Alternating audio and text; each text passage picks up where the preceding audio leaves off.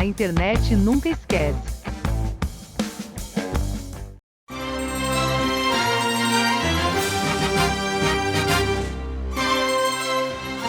De volta à cena do crime. Crônica de J.R. Guzzo para a Gazeta do Povo do dia 1º de novembro de 2022.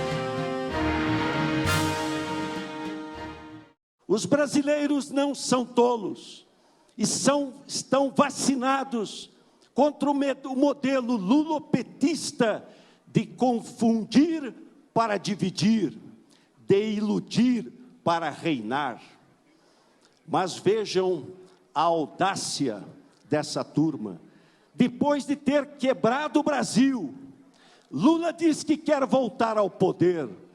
Ou seja, meus amigos, ele quer voltar à cena do crime.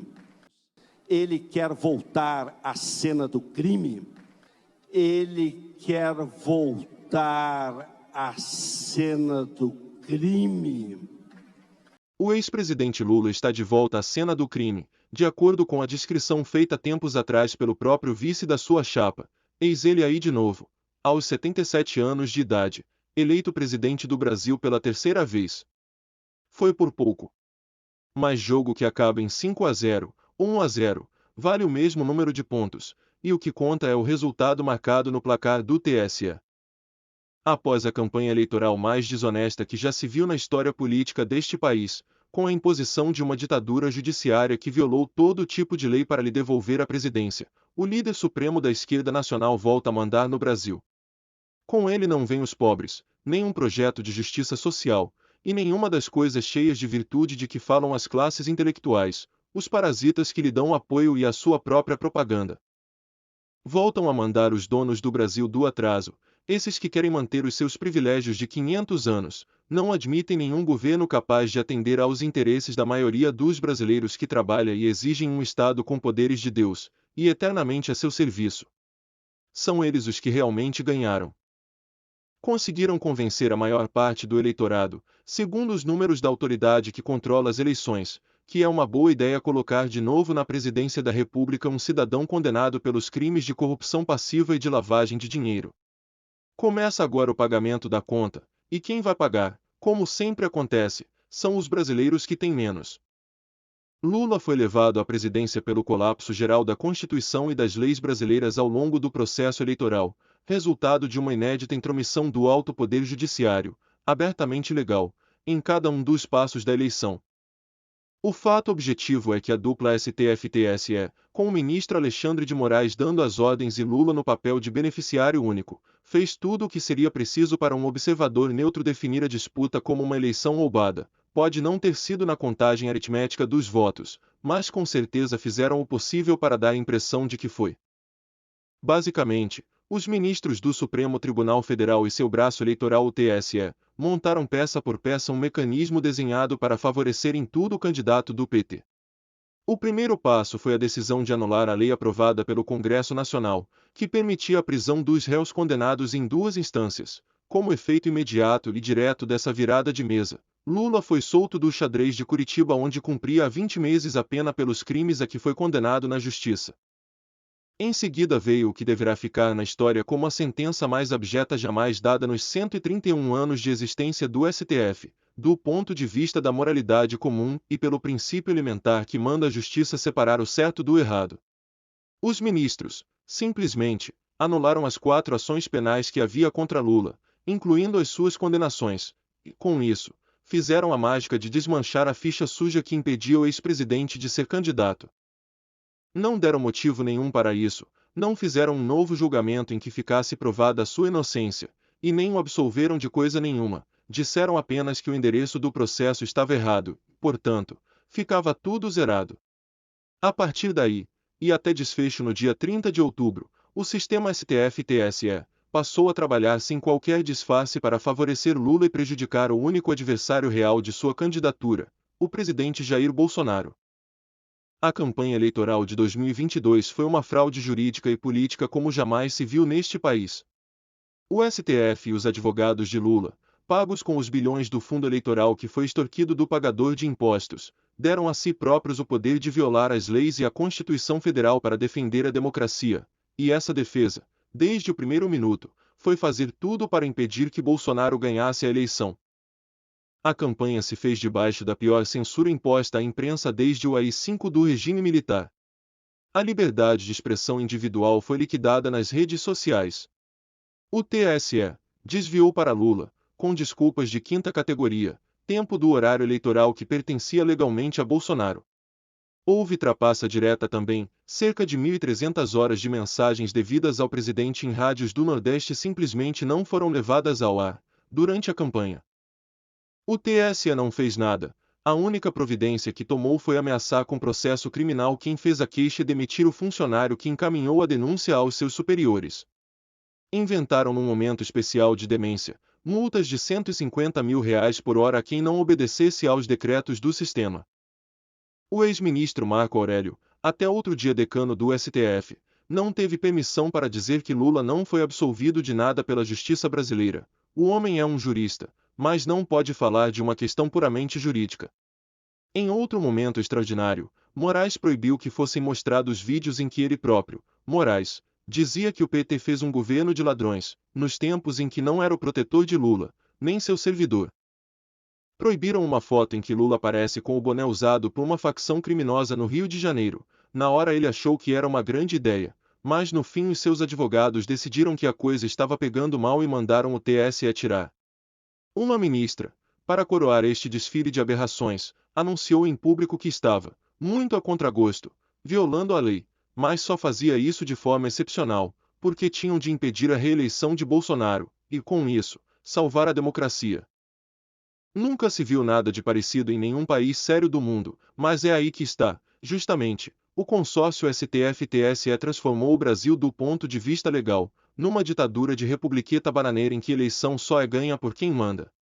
Volta a vigorar agora, o Brasil da senzala, com os donos do Estado no papel de senhores de engenho e com a população escalada de novo para trabalhar, pagar imposto e sustentar a casa grande. Sabe-se desde sempre, quem é essa gente?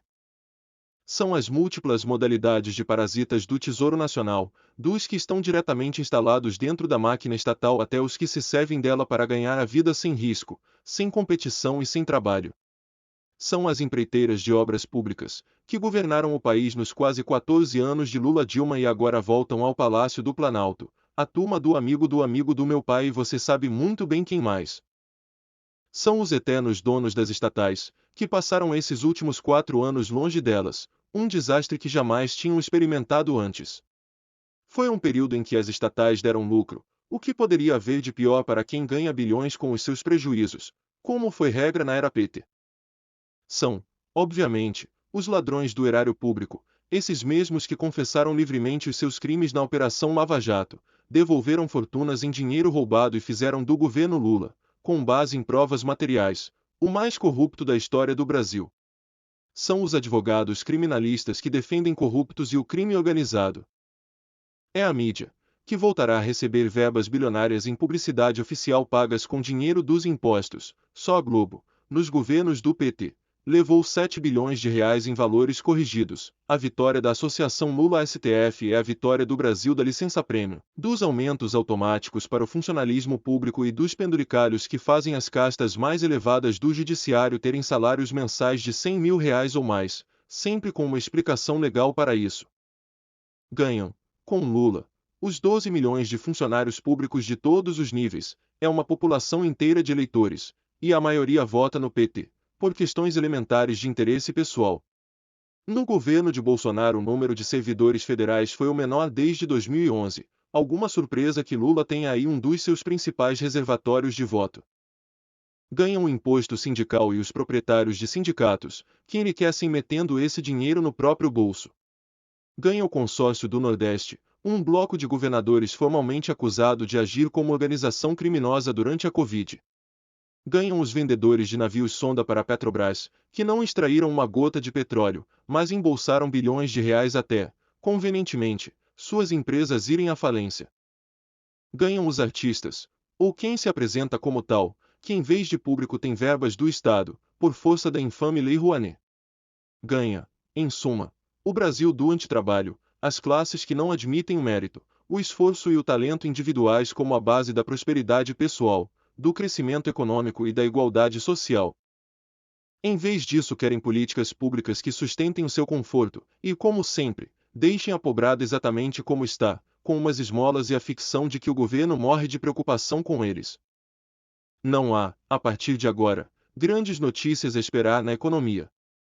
Lula, pelo que ele próprio vem dizendo aos gritos e há meses, é contra tudo o que foi posto em prática por este governo e deu certo, a começar pelo surgimento de estruturas produtivas que abriram a possibilidade de uma economia menos dependente do Estado. Quer mais estatal, mais ministério e mais funcionário público. Acha que desrespeitar o teto legal de gastos do governo é fazer política social. Acha que combater a inflação é coisa de rico. Para ele, pobre precisa de aumento salarial e dinheiro no bolso, mesmo que esse dinheiro não valha nada. Acha que a Argentina é um modelo de administração econômica, só não está dando certo por culpa do capitalismo. Acha que os invasores de terra do MST devem fazer parte do governo, e por aí vai a procissão. Seu passado, em matéria de economia, é um pesadelo em formação. Ele passa o tempo todo dizendo que o Brasil vivia feliz, ninguém era pobre e todo mundo viajava de avião. Na vida real, os 14 anos de governo petista deixaram o país com a maior recessão de sua história, inflação à beira do descontrole, taxas inéditas de desemprego, estatais à beira da bancarrota e a falência múltipla dos serviços prestados à população. Também não se pode contar com qualquer melhora no combate ao crime. As taxas de criminalidade ao fim dos governos petistas foram as piores da história. Desde que saíram, todos os índices só tiveram melhoras. Qual a surpresa? Lula é contra a polícia, disse, para efeitos práticos, que os policiais não são seres humanos. Tirou foto com o tal boné de bandido numa favela governada pelo crime no Rio de Janeiro. Diz que é um absurdo prender meninos que roubam um mero celular, e mais uma porção de coisas do mesmo tipo. Pode-se contar com o pior também, em matéria de transferência de dinheiro público brasileiro para a América Latina. Lula diz, o tempo todo, que os seus grandes modelos de sociedade são Cuba, Venezuela e Nicarágua. Proibiu, via TSE, que se dissesse que ele vive um caso de amor político com essas ditaduras, porque achou que isso não ficava bem na reta final da eleição, mas só provou a sua hipocrisia. É a favor, sim, e quis esconder que era, até ser eleito.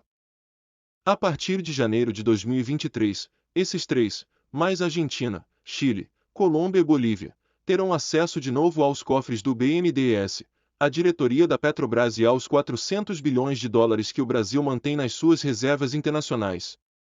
Por que não? Lula, o PT e o seu entorno acham que é bom juntar-se a países que são notórios perdedores, imaginam que vão ficar mais fortes, quando estão apenas somando os problemas dos outros a todos aqueles que o Brasil já tem. Muito se falou, entre um turno e outro, no crescimento da direita e do bolsonarismo dentro do Congresso.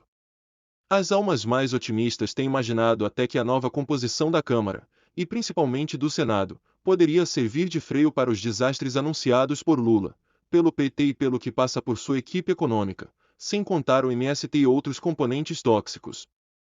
No Senado, em especial, os candidatos de Bolsonaro ficaram com a maioria das vagas em disputa nesta eleição, e isso poderia, quem sabe, abrir uma perspectiva de oposição à ditadura do STF, cujos ministros dependem dos senadores para continuar sentados nas suas cadeiras e nas suas canetas. Impossível não é. Mas também não parece provável, levando-se em conta o que mostra a experiência, deputado e senador brasileiro só fazem oposição de verdade a governo morto, como aconteceu com Dilma Rousseff. O Congresso não manda nada hoje, com Lula na presidência, promete mandar menos ainda. Obedece de olhos fechados, hoje, tudo o que o STF manda, no seu momento mais infame, concordou com a prisão ilegal de um deputado federal, por ordem e vontade de Alexandre de Moraes, um caso sem precedentes na história da República. Por que iria enfrentar o STF com Lula, se não enfrenta nem com Bolsonaro? Se o presidente tivesse ganhado, a história poderia ser diferente, seus senadores assumiriam com o dobro da força política, e os ministros poderiam se ver diante de um perigo real. Com Lula no governo, porém, o STF está com a vida ganha, não deve ser mais o que é hoje, quando manda em tudo, mas a lagosta fica garantida. O fato é que o grande objetivo do STF foi alcançado, tiraram Bolsonaro do Palácio do Planalto, depois de 4 anos inteiros de sabotagem e de oposição declarada a seu governo. Agora os ministros vão trocar o passo, em vez de dar ordens ao presidente, estarão a seu serviço. Foi assim durante toda a caminhada que levou Lula de novo à presidência. Por que ficariam contra, agora que ele ganhou? O Congresso, hoje, pode decidir o que quiser, é o STF quem diz se a decisão vale ou não vale. Vai continuar dizendo, só que, daqui para frente, os ministros vão querer o que Lula quiser, e só vai valer aquilo que ele decidir que vale. Lula tem desde já uma explicação pronta para todo e qualquer fracasso do seu governo, será culpa da herança maldita de Bolsonaro, assim como já foi com a herança maldita que recebeu de seu atual admirador Fernando Henrique Cardoso, como disse na época. É exatamente o contrário, num caso e no outro. Agora, em especial, ele vai receber uma casa em excelente situação, infinitamente melhor que as ruínas que sua sucessora Dilma deixou ao ser deposta da presidência pelo Congresso Nacional. Mas e daí? Ele estará de volta ao que seu vice definiu como local do crime. Pode começar tudo de novo.